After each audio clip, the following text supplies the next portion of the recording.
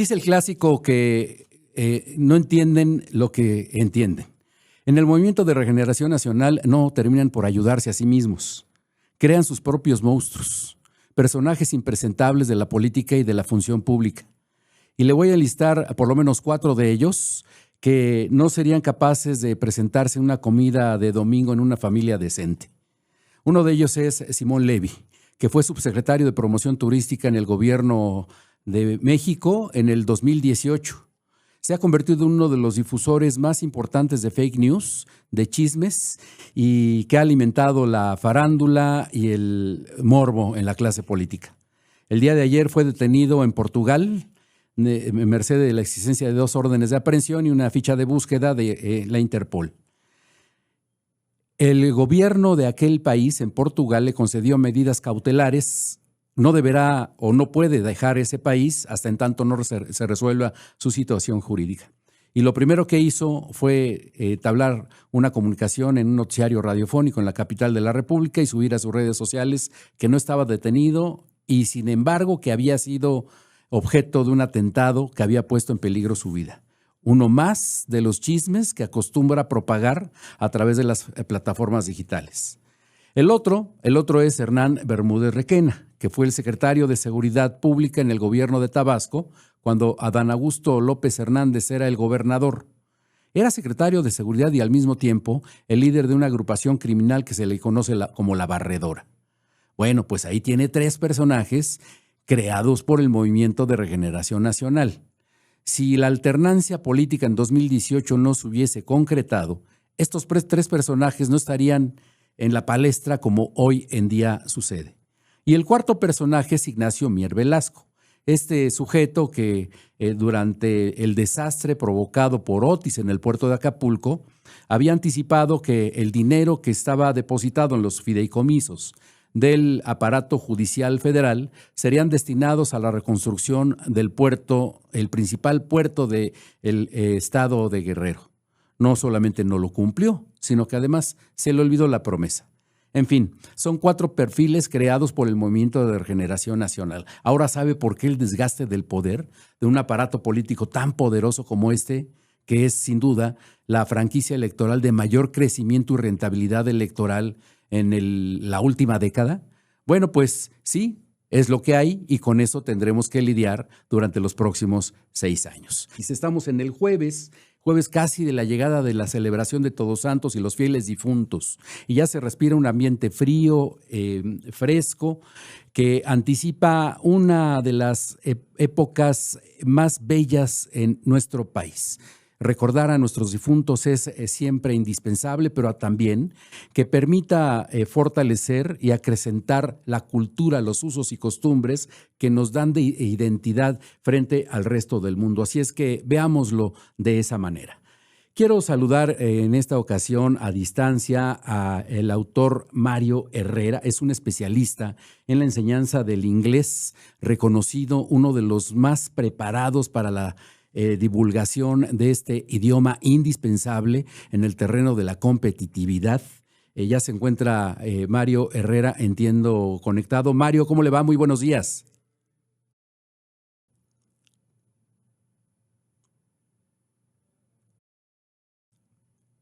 Mario, ¿me escucha?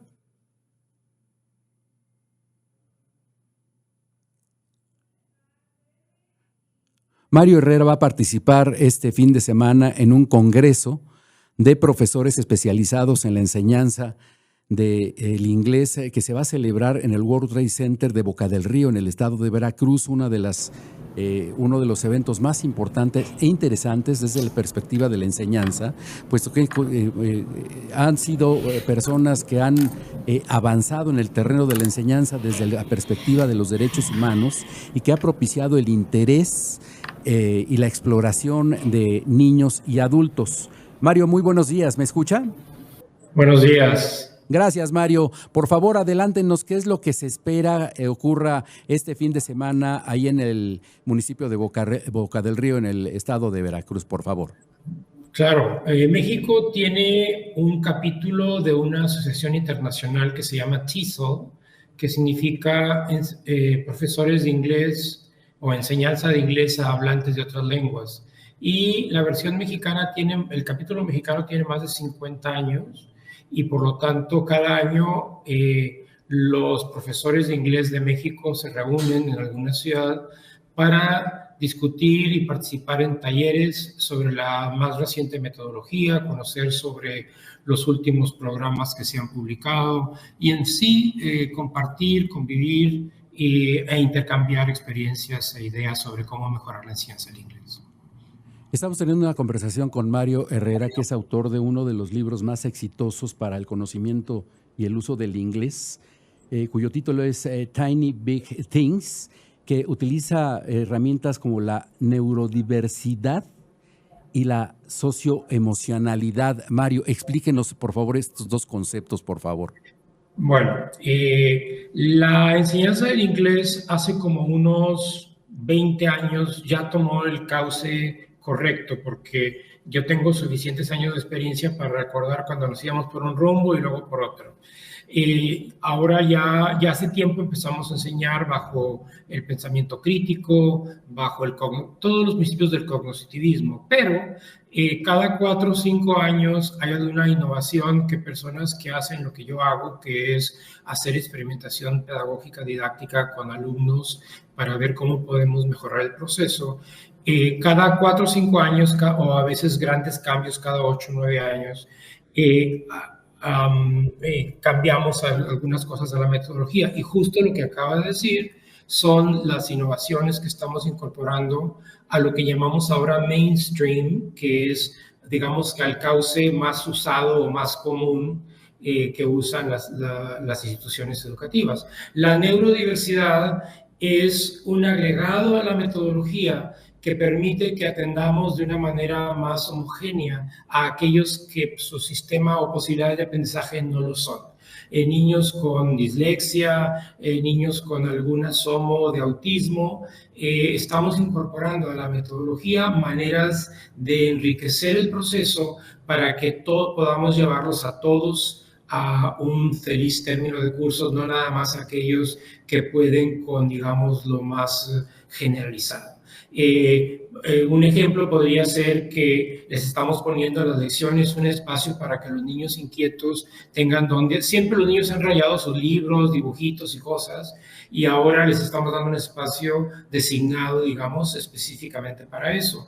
El tema de SEL, que es la bueno, en inglés decimos Social Emotional Learning, tiene que ver con el respetar la individualidad y que todos los niños, tanto de primaria como de kinder como de secundaria, que son las áreas de mi especialización, tengan, digamos, encuentren un sitio en el aula, que no se sientan hechos menos, que no sientan que lo que está pasando no es de su competencia, que se sientan respetados en su diversidad, en su aspecto afectivo, emocional. Todo esto está redundando en una educación más integral y, claro, apenas están saliendo los primeros métodos con esa filosofía de enseñanza, y yo soy orgullosamente mexicano, pero vivo fuera y he venido a México precisamente a participar en un congreso y hablar de estos temas. Tenemos una conversación con Mario Herrera, que es un muy exitoso autor de libros de enseñanza del inglés, y nos compartía dos de los conceptos que resultan más interesantes, porque, Mario, ¿estará usted de acuerdo que con estas nuevas herramientas que incorpora al proceso de enseñanza y aprendizaje del inglés, podríamos estar ante la oportunidad de terminar con la segregación en la enseñanza de este muy importante idioma, Mario? Así es. Yo hace algunos años desarrollé para algunos estados mexicanos lo que se conocía antes como programas estatales de inglés, que después pasó a ser el programa nacional, el programa de inglés que la Secretaría de Educación ha desarrollado.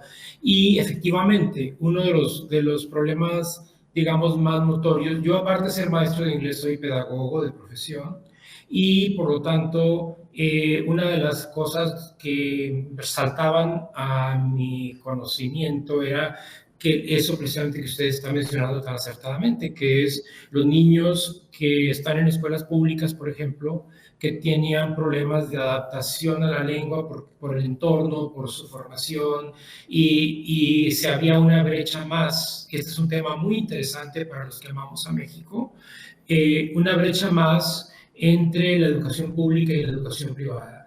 Esta metodología, que si bien aún no va a llegar a las escuelas públicas, sino que va, como la mayoría de las veces, empieza por movimientos en la educación privada, es muy útil también para cerrar esas brechas que existen entre cómo se ve un educando en su rol como estudiante de una lengua extranjera.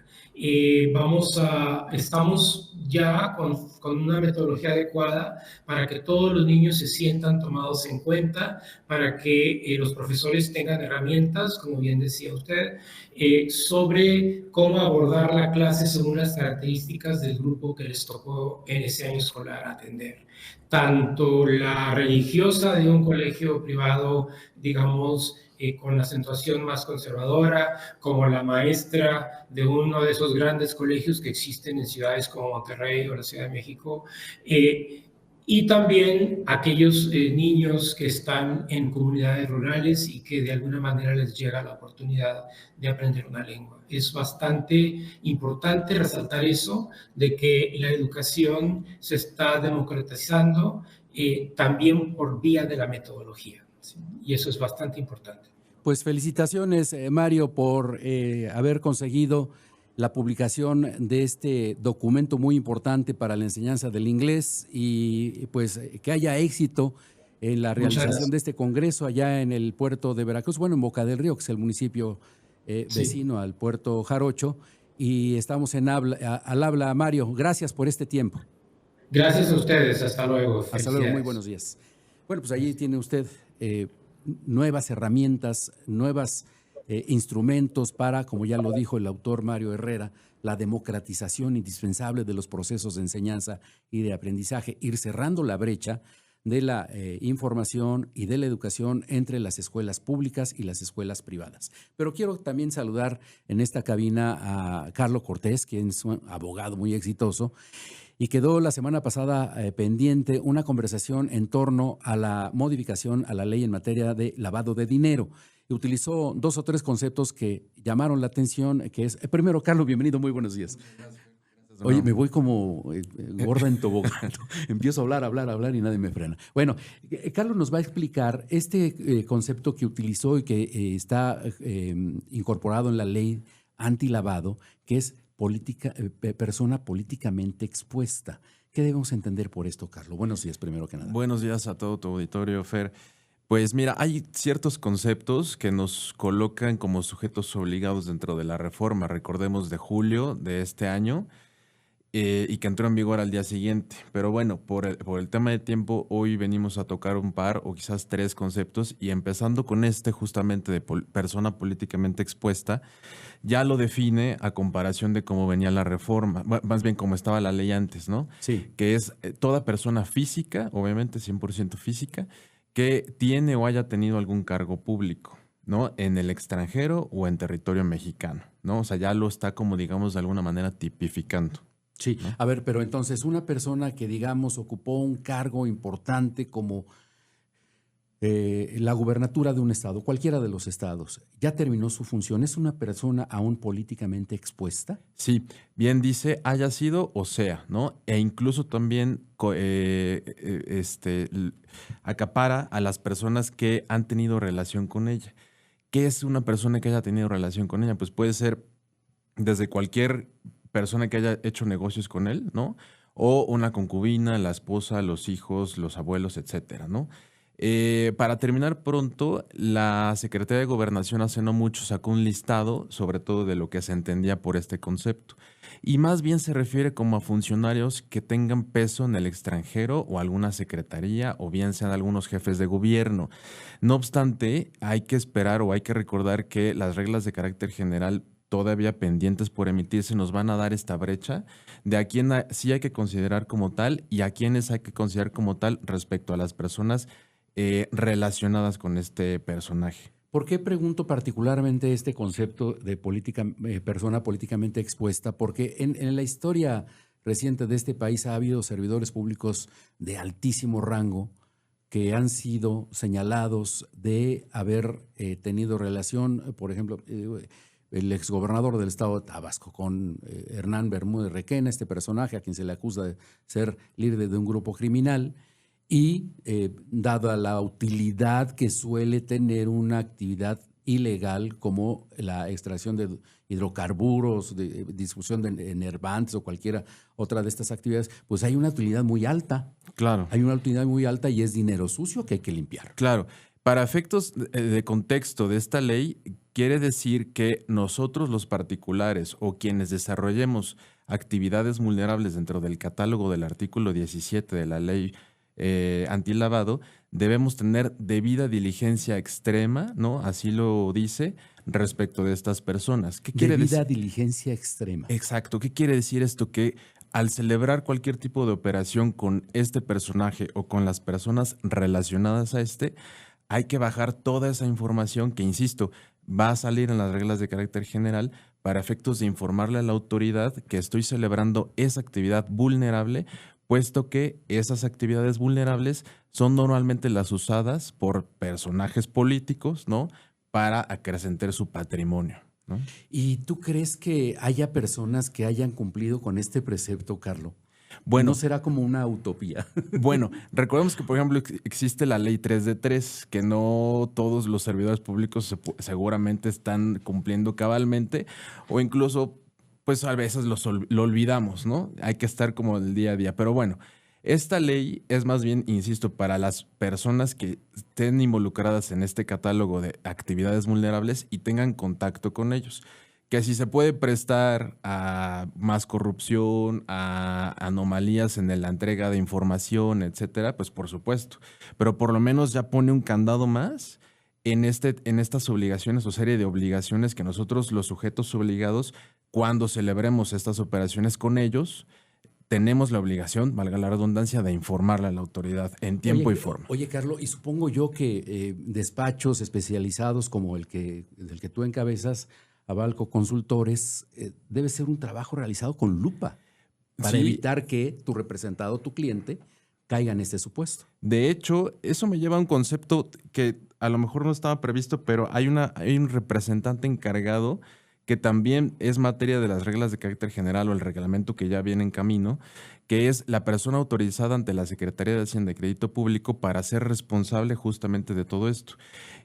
¿En qué se traduce? En que es una carga administrativa bestial lo que se viene, ¿no? Tanto para los sujetos obligados como los despachos que efectivamente estén dándoles pues el asesoramiento, ¿no? Oye, y has utilizado en 2 o 3 ocasiones los sujetos obligados. ¿Quiénes están obligados a observar esta ley? Todos los que recaigan en el artículo 17, que es el listado comúnmente, como se le conoce, artículo 17 de la Ley Federal Antilavado, ¿no? La ley FPIORPI.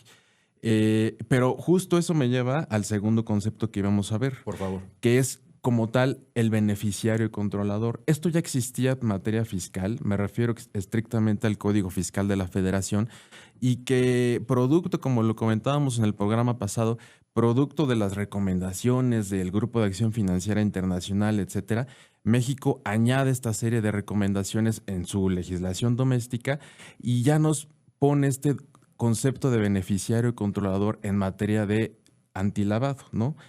La novedad, lo novedoso es que no solamente quienes hagan estas actividades vulnerables, sino que todas las sociedades mercantiles, y quiero hacer énfasis ahí, todas las empresas, todas las sociedades mercantiles, por conducto del sistema de Secretaría de Economía, mejor conocido como PSM, están obligadas a informarle a la autoridad o a subir su estructura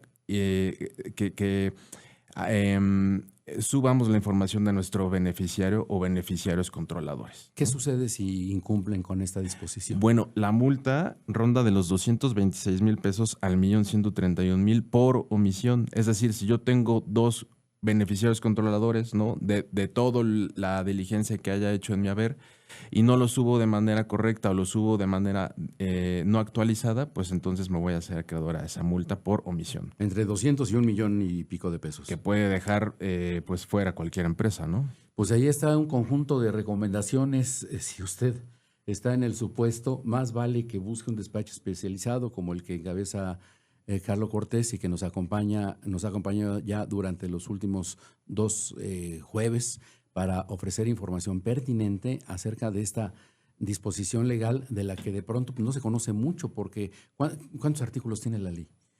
Bueno, esta ley es pequeña relativamente hablando, no más de 50 artículos me parece, la ley como tal, pero del 17 tenemos bastante para rascarle.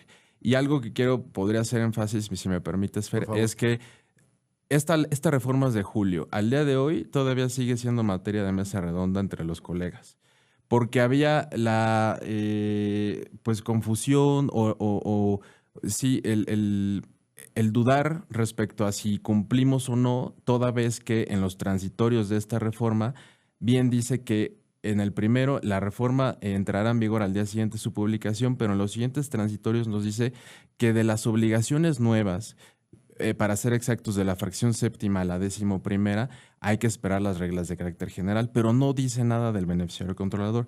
Por ende, ha sido tema fresco y de discusión. Sin embargo, como Parece te decía, haber ahí una discrepancia. Exactamente, pero como te decía, ya la Secretaría de Economía lanzó la opción. Entonces, ¿qué nos dice? Pues si ya tienes cómo cumplir, pues no te arriesgues a una multa millonaria y cúmplelo, ¿no? Pues exactamente. Sí. Carlos, muchísimas gracias que viniste esta semana. De verdad apreciamos que nos hayas compartido este conjunto de conocimientos, porque ahora entendemos mucho más de lo que se puede y no se debe hacer. Que tengas una gran mañana, Carlos. Gracias a ti, Fer. Saludos. Llegamos a la parte final de Destrozando la Noticia. Se ha ido como un suspiro esta emisión. Le recuerdo que mañana tenemos una cita, mañana viernes a las 9:30 de la mañana, como todos los días. Que tengan una espléndida mañana. Gracias. Hasta entonces.